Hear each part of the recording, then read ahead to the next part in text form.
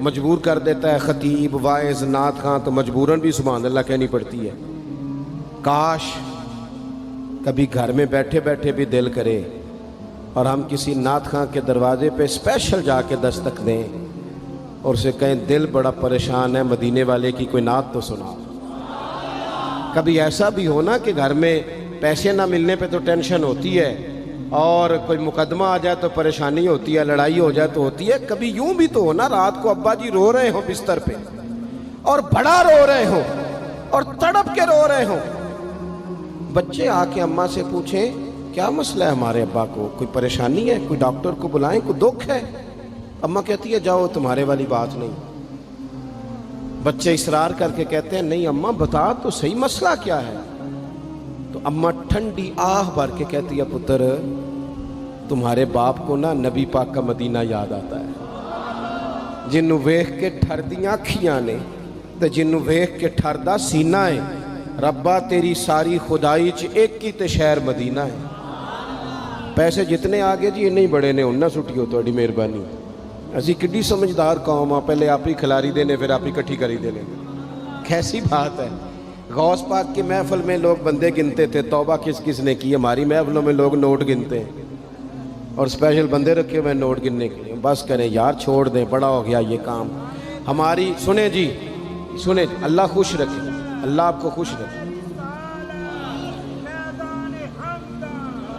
اور میرے بھائی اللہ جزاد سنیں، ہمیں جو کچھ دین نے دے دیا ہے وہ ہماری اوقات سے پہلے ہی بڑا زیادہ ہے، تو یہ نوٹ چھوڑ تو یہ تو بات ہی پیچھے رہ گئی ہے۔ سانو تخت ہزارے دی لوڑ کی ہے، نالے کی لگے شہر بمول دے نال اسی اپنی بال کے سیکنے ہیں، سانو کی لگے کسی اور دے نال۔ یہ چھوڑ دیں یہ کام، یہ کوئی اتنا مناسب نہیں لگتا۔ اللہ جزائے خیر دے۔ آپ توجہ کریں کہ عرض کر رہا ہوں تو شدید حضور سید عالم صلی اللہ علیہ وسلم رو رہے ہیں آزمائش میں، امت کی آزمائش کو دیکھ کر حضور رو رہے ہیں کہ امت آزمائش میں۔ حضرت جبریل نے جا کے عرض کی یا رسول اللہ وہ جو خاص حساسیت ہے نا حضور کی طبیعت میں امت کے حق میں، اس کے لیے حضور رو رہے ہیں۔ تو رب کریم نے کیا پیغام دیا؟ کہا کہہ دو محبوب سے جا کے وَلَسَوْفَ يُعْطِيكَ رَبُّكَ فَتَرْضَىٰ، محبوب رب آپ کو اتنا دے گا کہ آپ اپنے رب سے راضی ہو جائیں گے، راضی کیا جائے گا امت کے حق میں۔ اور حضور فرمانے لگے جب تک ساری امت جنت میں نہیں جائے گی میں نے راضی نہیں ہونا۔ حضور کا یہ رشتہ حساسیت، چونکہ ہمارے پاس تو اب ہم بعض دفعہ لگتا ہے کہ زیادہ عالم ہو گئے لوگ، تو ہماری دیواروں پر نا اسکولوں کی دیواروں پر انگریزوں کے قول بھی اب لکھے ہوئے ہیں، تو کئی دفعہ پوچھنے کو دل کرتا ہے انتظامیہ سے کہ حدیثیں ساری یاد ہو گئی ہیں بچوں کو، جو تمہیں اب قولوں کی ضرورت پڑ گئی وہ بھی غیروں کے اقوال تک تم آ گئے ہو۔ اس قوم کو تم نے حضور کے فرامین سارے سنا لیے۔ او خدا کے بندو، حضور نے تو اتنا حساس کر کے یہ رشتہ بتایا ہے کہ باریک باریک نقطے بھی سمجھائے، یہ کام نہ کرنا دوزخ میں چلے جاؤ، یہ کام کرنا تمہارا فائدہ، ایک ایک بات کھول کے بیان کی۔ امت کے پاس ٹائم ہی نہیں ہے حدیثیں پڑھنے کا، وقت ہی نہیں ہے۔ ہمارا تو مزاج بن گیا نقطے سننے سنانے کا، نقطے۔ وہ ہمارا نقیب محفل اسٹیج پہ بھاگ کے ادھر جاتا ہے پھر بھاگ کے ادھر آ جاتا ہے، وہ کیوں لگا کہتا میں جملہ دین لگا۔ او خدا کے بندے تو جملہ رہن دیکھا، تو کوئی آیت دے، تو کوئی حدیث پاک پڑھ۔ اور پھر وہ بعض اوقات میں تو چونکہ کمزور سا بندہ ہوں تو وہ جب 50 کو دفعہ کہتے ہیں نا تیار ہو جو جملہ دین لگا، تو ایسے لگتا ہے جملہ نہیں آئے گا کوئی ایٹم بم بھی آئے گا۔ بھائی تو دے دے جو تو نے دینا، اتنا پریشان تو کس بات کا ہو گیا؟ اور پھر سارے کہہ رہے ہیں جتنے آئے نقیب نعت خواں خطیب سب کہہ رہے ہیں سارا قرآن حضور کی تعریف ہے، تو پھر پڑھنا چاہ رہا ہے تو بھی تو پڑھ کوئی بھی نہیں رہا، کہی جا رہا ہے۔ اپنی زندگی کے اندر حضور نے جو ہمیں اسباق دیے، جمعے والے دن ٹائم پہ مسجد جایا کرو۔ مولوی نکمہ بھی ہو نا میری طرح کا، آپ وقت پہ جائیں گے تو وہ جلد تیاری شروع کر دے گا، آپ آخری 10 منٹ جاتے ہیں تو وہ کیا مولانا دیواروں کو تقریر سنائیں؟ تیاری کریں، حضور کے فرامین سنیں، اور نبی پاک صلی اللہ علیہ وسلم نے جہاں جہاں ہمیں اسباق پڑھائے ہیں وہ اس رشتے کی حساسیت کو دیکھیں، چونکہ حضور نے بڑا حساس رشتہ بنایا امت سے، تو پھر امت کے دل بھی حضور کے حق میں بڑے حساس ہیں۔ اپنے مزاج کے لحاظ سے نا نرم طبیعت کے آدمی حضرت صدیق اکبر.